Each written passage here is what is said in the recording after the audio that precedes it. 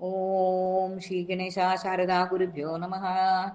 സദാശിവസമാരംഭാം വ്യാസശങ്കരമധ്യമാം അസ്മദാചാര്യപര്യന്താം വന്ദേ ഗുരുപരമ്പരാം.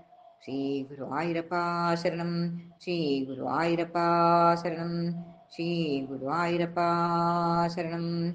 ശ്രീഹരിയും ഒരു നിഴനാരായണീയം. ദശകം 19. പ്രചേതസ്സുകളുടെ കഥ.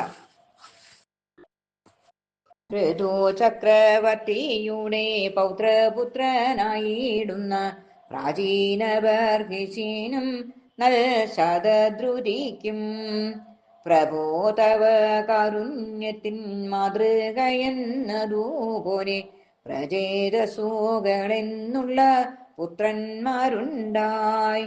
പിതാവിന്റെ നിയോഗത്താൽ തപസ്സിനായി പുറപ്പെട്ടു പ്രചേതസുകളം ദശതനയന്മാരും പടിഞ്ഞാറു സമുദ്രത്തിൻ സമീപത്തോ എത്തിച്ചേർന്നു. പവിത്രമായിരുന്നൊരു പൊയ്കയും കണ്ടു. പ്രബോധവ ഭക്തന്മാരാം പ്രചേതസുകളെ കണ്ടു. പരമഭക്തനായിടും ശിവനുമെത്തി. പരമപവിത്രമാകും അവിടുത്തെ സ്തോത്രമൊന്നു പരമമം ഭക്തിയോടെ ഉപദേശിച്ചു. രുദ്രഗീത സ്തോത്രം ചൊല്ലി പ്രചേതസുകളാം അവർ രുദ്രതീർത്ഥത്തിങ്കൽ നിന്നു തപസ്സു ചെയ്തു. ആനന്ദസ്വരൂപാ നിന്നെ ആസ്വദിച്ചു സുഖിച്ചവർ തപം ചെയ്തു സംവത്സരം 10,000.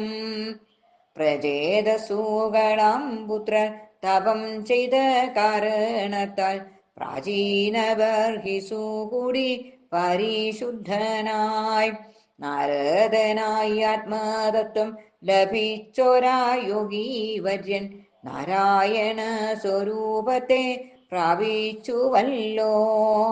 കാരുണ്യത്തിൻ ശക്തിയാലി കരുണാവാരിധി ദേവൻ ഗരുഡാധിരൂഢനായി പ്രത്യക്ഷപ്പെട്ടു.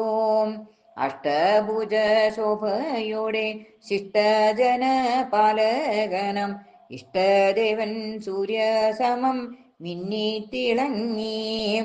വാരീധിയാണല്ലോ ഭവൻ കാരുണ്യാതിശയത്തിനാൽ വാരിക്കോരി നൽകിയല്ലോ വരസഹസ്രം. നിങ്ങളുടെ സ്മരണകൾ ശ്രേയസ്കരമായിടട്ടെ. രുദ്രഗീതം അഭീഷ്ടദായകമാകട്ടെ. മരങ്ങളുടെ മകളും ഭാര്യയായി ഭവിച്ചിടും. രമിക്കുക അവൾക്കൊപ്പം ഭഗവാൻ ചൊല്ലി.